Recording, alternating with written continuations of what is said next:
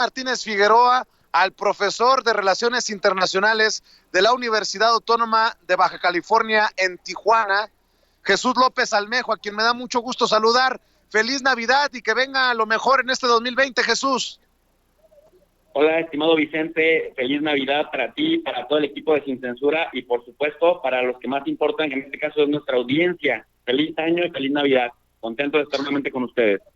Muchas gracias, mi querido Jesús. Déjame hablar de estos temas importantes. Lo que está ocurriendo en Bolivia en torno a la Embajada de México en La Paz.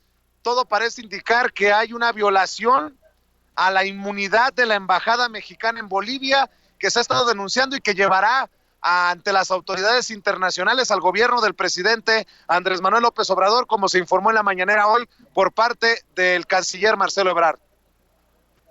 Así es, querido Vicente, pues mientras millones de mexicanos y millones de latinoamericanos estamos celebrando las festividades de Navidad, la presión política que el gobierno usurpador y golpista de Bolivia, encabezado por Yanine Áñez, prácticamente no ha dejado de acosar policial y militarmente y también con inteligencia y drones a la embajada mexicana. Y esto viola en realidad tres principios: el principio de asilo, el principio de inmunidad diplomática y también el de la soberanía nacional, en este caso mexicano, porque recordemos que las embajadas son prácticamente parte del territorio de la nación que las emite.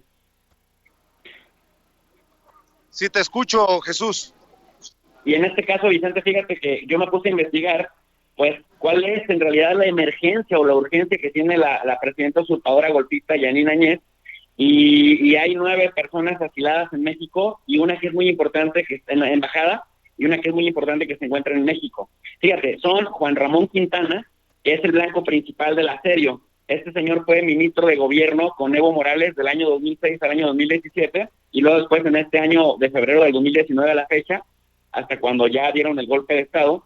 Este señor es ex capitán del ejército boliviano, sociólogo, también fue entre 2017 y 2019 el embajador de Bolivia en Cuba, y prácticamente es el hombre de todas las confianzas del presidente Evo Morales.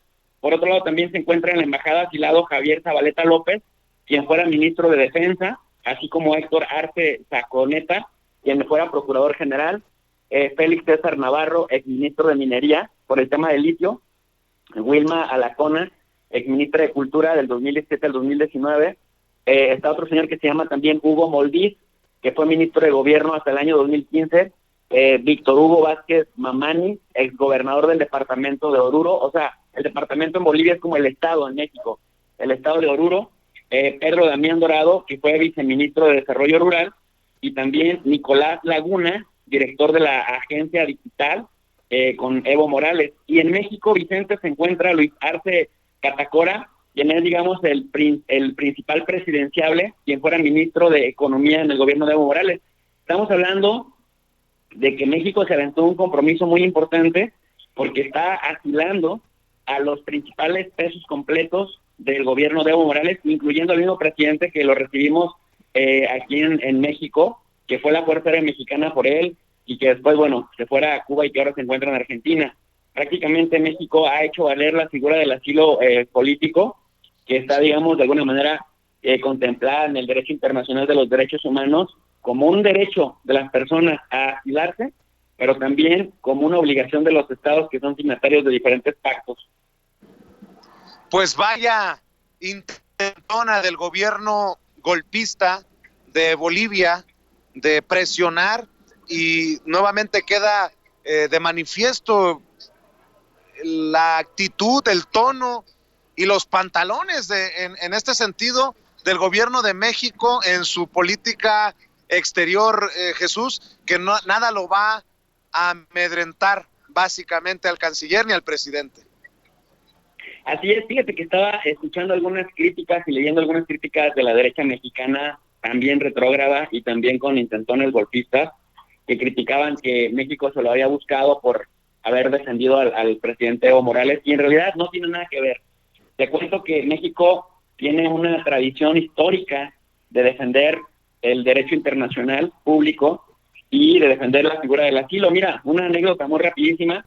en el año de 1976, por allá por el mes de marzo, cuando el gobierno militar golpista de Argentina depuso al presidente legítimamente electo de ese año, México le dio asilo a Cámpora, expresidente Cámpora, junto con otro señor que se llamaba Abal Medina, funcionario de alto nivel también de Argentina, y en este caso, el gobierno golpista de argentino estuvo asediando hasta por 4 años la embajada mexicana en Argentina.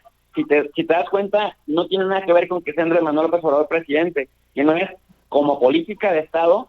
El gobierno mexicano históricamente ha defendido los principios del derecho internacional. A México se le criticaba a Vicente por ser candil de la calle y oscuridad de su casa. En ese tiempo, Luis Echeverría era presidente de México, no se dejó intimidar por la dictadura golpista militar argentina, a pesar de que había un montón de llamadas telefónicas amenazando a la embajada con que iban a asaltar para capturar a los asilados, y a pesar de que también durante 4 años el gobierno argentino se negó a darle salvoconducto al expresidente Cámpora y a Val Medina para que pudieran viajar a México. México defendió la figura del asilo a capa y espada, y es que mira, Vicente, es muy importante que la gente que nos está escuchando sepa qué es la figura del asilo. Si me permites lo explico. Es un derecho regulado por el derecho internacional, decía yo, de los derechos humanos, que obliga a los estados, es decir, no solamente es de buena voluntad, sino que obliga a los estados a otorgar refugio a quienes, a personas que estén siendo perseguidas por razones políticas, por razones religiosas, por razones raciales, ahora incluso por razones de género, que corren el riesgo de perder su vida. Además, está reglamentado, por ejemplo, en el artículo 14 de la Declaración Universal de los Derechos Humanos, por la Convención de Ginebra de 1951 y su protocolo de implementación de Nueva York de 1967, México, además, como a la vanguardia en el mundo en la regulación del asilo, Vicente, reconoce en su artículo 11 constitucional, en la creación de su ley migratoria, la figura de calidad migratoria de asilado y de refugiado, y también pues está en sintonía con la Carta de Derechos Fundamentales de la Unión Europea del 2007. En ese sentido, hay un principio que se conoce, Vicente, como el principio de la no devolución. Esto prohíbe al país asilante devolver a la persona asilada a cualquier lugar en donde se ponga en riesgo su vida. ¿Cómo ves?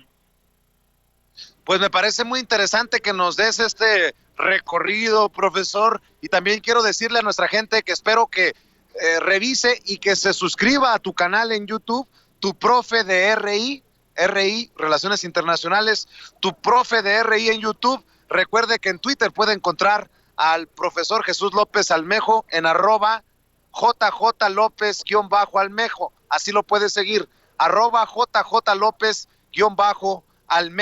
Y mi querido profesor,